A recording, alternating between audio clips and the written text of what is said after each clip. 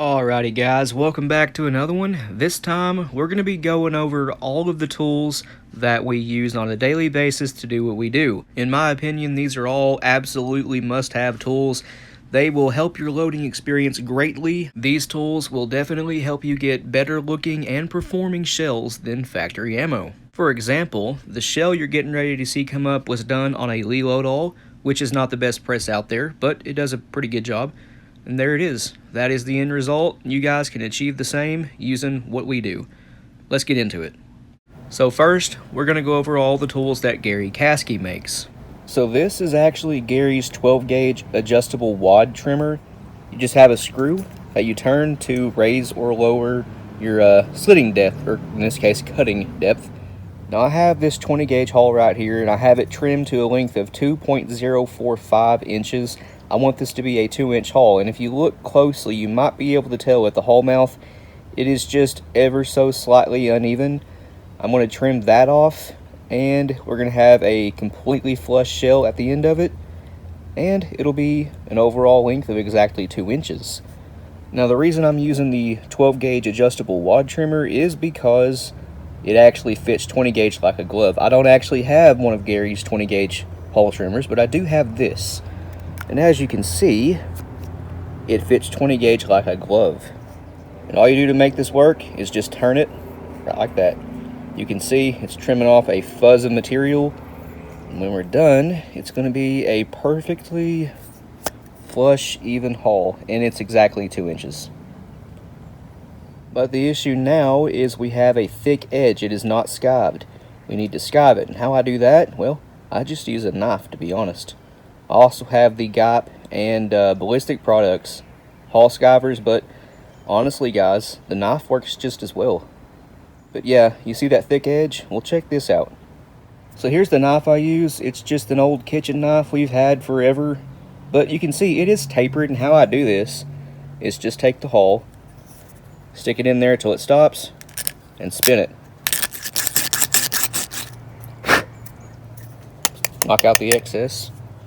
And yeah, it's a little, not circular anymore, but if you just feed this up in your the final crimp tube of your press, it'll round it back out. But as you can see, we do have a very nice thin edge that we can actually fold crimp. Now the reason we had to do that is to be able to fold crimp. If you just are roll crimping your shells, you don't need to worry about skiving it. And here's what it looks like after running it up in the final crimp tube of my 20 gauge Lee Loadoll. You can see we are now round again for the most part. I could have gone a little bit more, but you can see we have a nice thin edge on it. This shell is ready to load. This is the style of haul trimmer that I actually prefer, and I believe this is actually the first style he made. Gary, if you're watching, correct me if I'm wrong, but yeah, I actually prefer this style. It has a wing nut on it, and the nut up here, you just loosen these, and I take my fingers and either tighten or loosen this piece right here, and that controls your trim depth. But I have this 3.5 inch 12 gauge haul here. This is one we loaded a couple years ago, and I don't know if you can tell, but the crimp on it ended up being sort of shallow and kind of lopsided, so might as well trim this one down to, I think it's 3 inch or 2 3/4 inch I have this set to. I honestly can't remember. Here we go. But yeah, this is doing a 3 inch trim. All right, so once you have it, now this is 2 3/4. Once you have it trimmed off your first cut, that takes off a lot of hull material. This camera keeps going in and out of focus. You can see you'll be left with a somewhat uneven cut. So what I do is I drop the blade down just a little bit more and do what I call a final cut. You guys have watched me do this before, I know. But I'm going to do that. Get the plastic off here. So how this works, you just loosen that and loosen the one up front. Turn the blade just a little bit, retighten your nuts, and you're good to go. I dropped it. So as I was saying before I was rudely interrupted by gravity and clumsiness, we need to make our final trim. And now we should have a perfectly flush uniform haul. And we do. Focus. I hate iPhone cameras sometimes, guys. Come on, you can do it. There we go. Yep, we are even. And this is a 2 3/4 inch haul. I'll skive it the same way I did before. Hello, Cannon. That's one of my cats. But, well, that looked a little bit strange there, didn't it? This is the same process we used for the 20 gauge.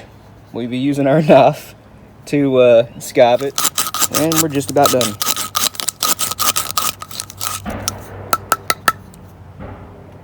That was the sound of a truck going over a bridge, but you can see we have a thinned edge now ready to fold.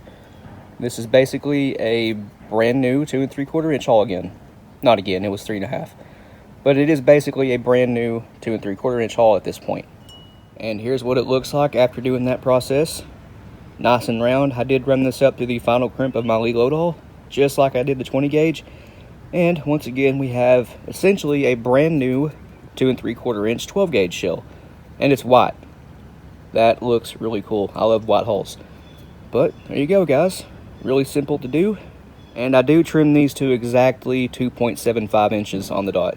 So this one's not really a tool, but it is an item I use sometimes if my brass is a little bit, this is steel, but you guys get the point. If the brass or steel is a little bit tarnished or has Sharpie on it like this one does, I use 4/0 steel wool to shine it back up and make it look new again. I'm not going to demo this because that's pretty self-explanatory. You just wrap this around the metal and spin it a few times. Make sure you get the bottom, and it'll look almost brand new again, or in some cases actually better than new. So I just spent literally 10 seconds polishing that up, and you can see this just about looks like a brand new shell. I did the bottom too. It's shiny as can be. Yeah, guys, that's how you do it. You got essentially, well, you breathe new life into an old hull is all you did.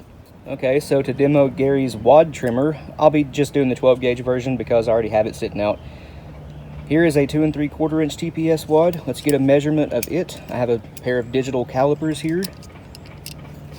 Let's see, we have a length of, hope you guys can see this, 1.81 inches. Now, I'll be trimming this 3.5 inch wad right here, again 12 gauge, down to the same 1.8 inches.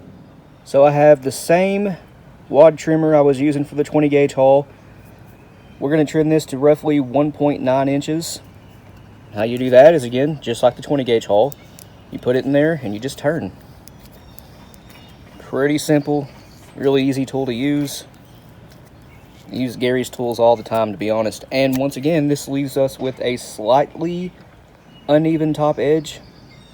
And we'll be making the final trim and get it to 1.8, and it'll be completely flush and uniform. So when you're taking off huge amounts of material like that, whether it be a hull or wad, that's when it creates sort of uneven cuts.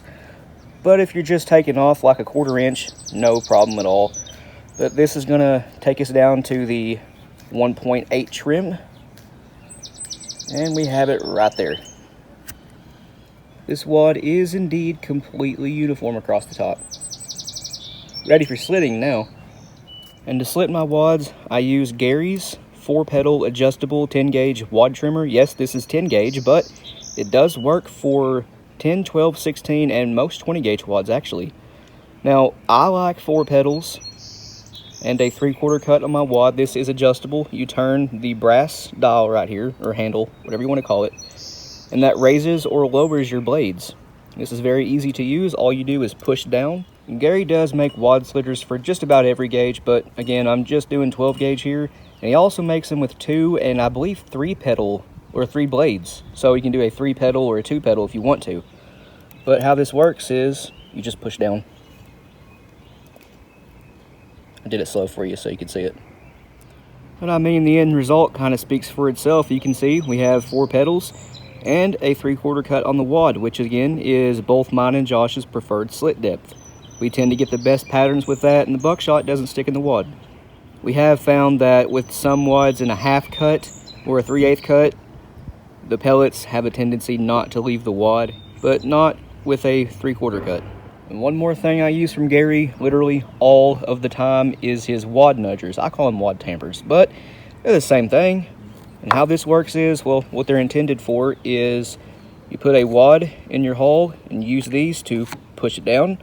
And you have your filler wads, in my case, 1/4 inch 20 gauge felt. You drop that in and you push down to seat it. And then you're ready to load your pellets. if you're loading buckshot. And Gary does make his wad nudgers in varying sizes for different gauges. This one is actually not made by Gary. Martin sent me this one, and it obviously, well, pretty much only fits 8 and 10 gauge.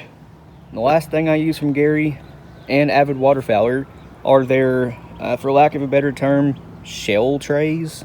I don't know what these are called, guys, to be honest. But what I use them for is whenever we're loading clays, you know, high volume shell loading, I put my clay loads in these to hold them. This one holds up to a 10 gauge shell. This one is for 16 and smaller. These are awesome things to have, especially again when you're loading clays or anything in high volume. They're all the same shell. I use Gary's for obviously test loads. Guys, there's 9 different gauges on here from let's see, 410, 32, 28, 24, 20, 16, 12, 10, and even 8 gauge. And yes, that is a very big shell. For example, where's the 410 at? Right here. Look at the size difference between the 8 gauge and 410. Crazy.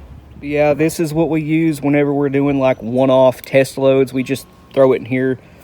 Some of these are marked, some of them ain't, because, well, for example, right here, the 32 gauge, these two aren't marked. They are 3/4 ounce of, what is this? This is 4-shot, lead 4-shot, copper plated. But Gary's actually has spaces for a Sharpie, wad tampers, things like that. So other tools you would use along with your shells. And Avid Waterfowler's, well, his is just a straightforward, simple 3D printed shell tray. Again, I don't really know what these are called, but we pretty much only use them whenever we're loading clays. And whenever we do load clays, it's not for 12 gauge or 20. We mostly load them for 16, 24, 28, 32. Those gauges, and even sometimes 10 gauge, to be honest. But we really don't load a ton of 12 or 20 gauge clay loads. But these are very handy items to have when you're doing so. Avid Waterfowler has a channel here on YouTube. It's just Avid Waterfowler, so search him up and get in contact with him if you want any of his stuff. He also makes 3D printed spent primer trays for the Lee-Lodahl. These just slide up in the where the spent primers go, under the first station. They catch all your spent primers. Now for the specialty tools. Down here I have GOP and OMB Rebascitors, and for the small bore gauges I have the pre-crimpers. These are awesome tools to have. They allow you to get factory looking crimps on brand new hulls and once fired. In the middle drawer, this is where I keep my crimp finishers. You can see GOP B&2s, OMB versions of essentially the same thing. I have them for all gauges. Don't mind the truck in the background. Here's a better view of the Rebascitor. This one is the 16 gauge one. If you guys want demos on these tools, well then just go check out my channel or watch the upgrade / modification video I did for the Lee-Lodahls. This one's the 20 gauge. They are attached to rubber freeze expansion plugs. They just slide up in the pre-crimp tubes of the Lee-Lodahl. Here is a 28 gauge crimp starter without the plug on it. They attach with a screw, and then again you slide it up into the press. This one is the 32 gauge one. Basically, you can take the gauges that the Lee-Lodahl does not come in and use these along with the Rebascitor and a crimp finisher to load your small bores or gauges again that the Lee-Lodahl does not come in, and you can get factory looking crimps off of them. Up here is where I keep my Reloaders Network roll crimp tools. These are not crimp finishers, they're just straight roll crimp tools, and they work very well. I have the BPI hull conditioner. It straightens out roll crimp shells. These two right here is, well, one of them is another hull conditioner, and this one is a hull skiver. Right here is the GOP hull skiver. This one is a vintage 10 gauge roll crimp tool. And this right here is a primer pocket conditioner or swager. You can take Fiocchi primers or Euro hulls down to American sized primer pockets to be able to use like a Winchester or a Federal. Most of these were sent to us by Martin, so massive thanks to Martin. Huge upgrade to the Lee-Lodahl. So again, I have these for 8 different gauges. The only one I don't have is the 8 gauge because I don't have an 8 gauge yet. And the last tools I use are taper dies. These slide up into the, again, pre-crimp tubes on the press. This one fits 12 gauge. This one, depending on what rubber plug you have, fits 12, 16, or 20. But they put tapers on hulls. I know that's not a very good description, but that's what they do. It's a different kind of taper than a crimp finisher like a Gott BN2 would do. These put more of a cone shape on the mouth of the hull for even better feeding in pumps and semi-autos. This is the Gott version of it. It's made of metal, but it pretty much does the exact same thing. But those are pretty much all of the tools I use on a daily basis. I honestly couldn't live without them. They make what we do so much easier. Josh has a lot of the similar stuff I do. But there it is. Hope you found this interesting. Thanks for watching, and we'll see you in the next one.